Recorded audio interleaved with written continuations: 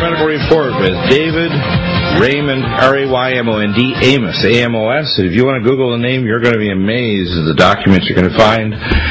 Please continue. All right. First, I'm going to zero in on November the 18th and November the 20th, 2003. That's over 5 years ago.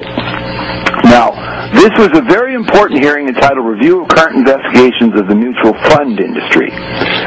Now, anybody should be able to go to Congress website and download the transcript of what was said that day and watch the webcast. They are no longer available. Why is that now? That's a really good issue, isn't it? They disappeared just before the subprime mortgage bubble burst. Now, on the first day of the hearing, you can get the PDF files, of what Donaldson said, Matthew Fink said, and a fellow named Mark Lackritz, but you cannot get the transcript of what was discussed, nor can you watch the webcast. And by the way, from my sources back from the meeting last March, where they blocked out all of the congressmen except for Kucinich and Ron Paul. Yeah. They discussed this very issue, and that's why they knew there was a controlled demolition of the economy coming. It was well planned long before the transition from the Bush to the Obama administration that they were going to co-conspire to cover this up. Well, you can see where I conferred with Mr. Kucinich 5 years ago in the documents I gave. Right, so he's known about this, and that's why they were excluded from even being at the meeting, because they wouldn't sign a non-disclosure agreement with a closed session of the Congress, which is only the fourth time in history because they're planning all of this.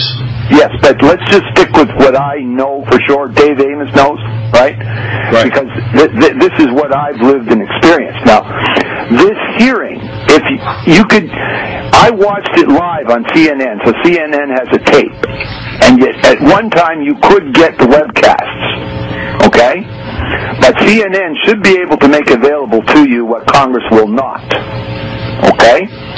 That said, if you could see the faces of Mr. Donaldson Fink as Mr. Shelby, the turncoat from Alabama, was making his big speech, the facial expressions are telling things alone. Now, Mr. Shelby made a big speech about it's all about the public trust, and what the hearing was about was the SEC's quick settlement with a company known as Putnam Investments out of Boston.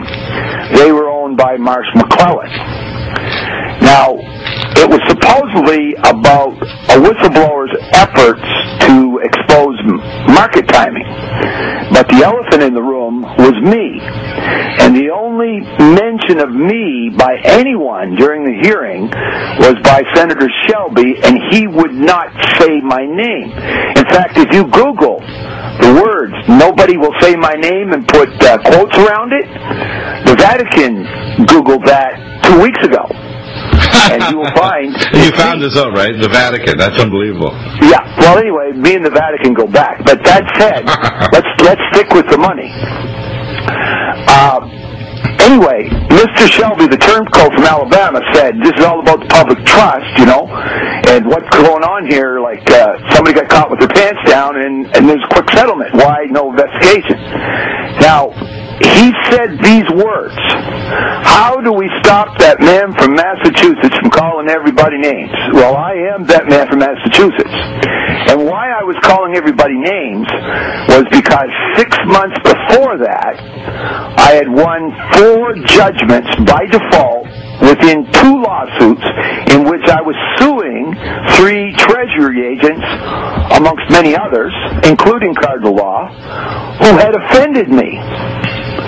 And I received the judgments before the war in Iraq started. I received the judgments on March 18th, 2003. Right, just before the Shoshana. However, 6 months before that, the U.S. Attorney, in very illegal ex parte motions and ex-memorandums of law, proved what is known as prima facie complaints, evidence attached, right? Right. Tried to have my matters dismissed after he had fraudulently removed them from a state court, the Commonwealth of Massachusetts, to federal court while ignoring all the state court rules. and then ignoring all the federal court rules saying, please dismiss this matter ex parte so nobody knows, basically. So in other words, whether they just move it from the jurisdiction of the state of Massachusetts to federal and then dismiss it. Yeah, and he edited out plaintiffs, he edited out cardinal law from one complaint, he changed the names of litigants, like I sued 3 Treasury agents as persons residing in the state of Massachusetts. He got rid of them and said, I sued we the people, the United States. Well, you didn't offend me, Bill. Just 3 agents, right? But anyway, that said, he tried it and it didn't work because a lot of people don't know I'm smarter than the average bear. I can tell that. Although most people, you talk so off the cuff, you might be to making some incorrect judgments. But I can tell you're nobody's dummy. I only speak the truth.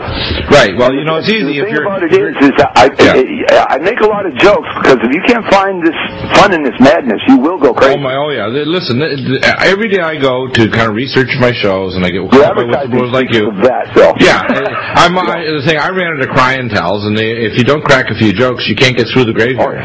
Oh yeah. But so anyway, what had happened was back in September of 2002, because of documents served upon me by the U.S. Attorney Michael Sullivan in Boston, that came by way of the Legal Services Unit in New York, that I think went down with those buildings, by the way. Oh yeah, well, that's a policy, by the way, the government does. Ashcroft. I had the faxes from Ashcroft. So you mean they were demolished along with the World Trade Center? Yeah. But okay, anyway, if you look to the faxes from Ashcroft, or look at the email I sent you entitled Integrity Yeah Right, you will see where I served Paul Felucci on July 16th, 2002 to let Colin Powell know that the United States had quite a problem with the Wild Colonial Boy. And it was received signature required. And it took the feds about 2 months to catch up to me because I was ahead of them, and I sued them in a state court, and they were all confused. So anyway, that said, by September of 2002, in the U.S. Attorney's own ex parte memorandum of law, he proved my complaint for me without me having to say a word, and upped the ante such that everybody knew I had sufficient evidence to warrant an investigation into the impossible impeachment of George Bush over money and murder. Now where's the money and who's been murdered? Well, the money has to do with financial crimes related to my wife's interests in estates and trusts, and money laundering by her uncle, who's an ex-FBI agent, who would take money, say, out of Merrill Lynch, $50,000 at a pop, put it in a bank telling machine, and then take $500 a day out of it and deposit it in the Brookline Savings Bank, etc. It's called money laundering. Right. And then the fact that estates were closed without interested parties' knowledge or assent, the first thing they had to do was fool the taxman, because the taxman has interest in all estates and trusts. Exactly. We'll be back in a moment. As they say, when you pull a bad sweater, you start with a loose thread, and that's what you did. We'll be back in a moment. The New World Order beast is genetically modifying your food. Genetically modifying, mixing vegetables. Thank you. Here endeth the lesson.